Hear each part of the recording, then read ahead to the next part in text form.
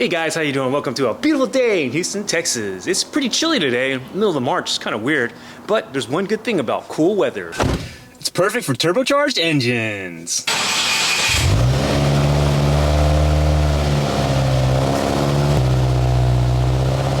Alright guys, well I am going to take my dogs to the park. But of course, I did want to talk about the inspection that I did. So my car, as you guys know, it's completely stock engine-wise for the most part in terms of emissions. But for some reason, I still failed the emissions test. My first thought was I was being scammed, so I did check online and I looked at everything, and it turns out that it didn't fail inspection, but it was because I had gotten a new battery for my car. It did reset all the ECU stuff, and you know, the guy actually told me, you know, you should drive another like 30-40 miles and test it out. But I did end up getting a device.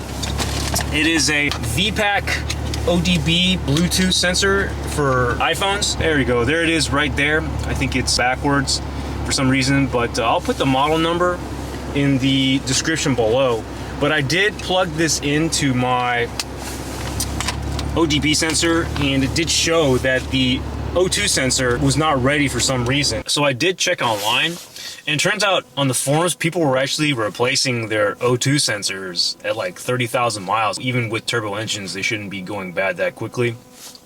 So I did end up doing some YouTube searching, and it turns out that when I replaced the battery, it did reset the ECU.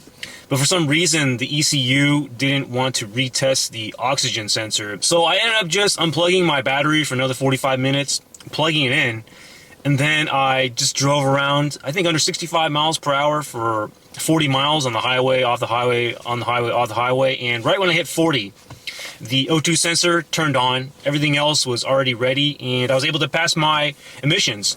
But luckily, I had the ODB sensor to do all that. Otherwise, I probably would have replaced the O2 sensor. And of course, I want to thank that guy. I forgot who he was, but he was the one who figured out that you just had to reset the ECU again.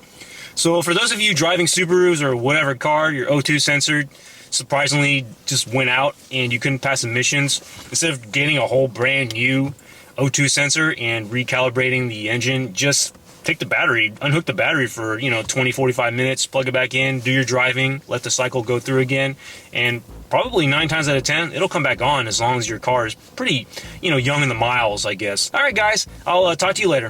One day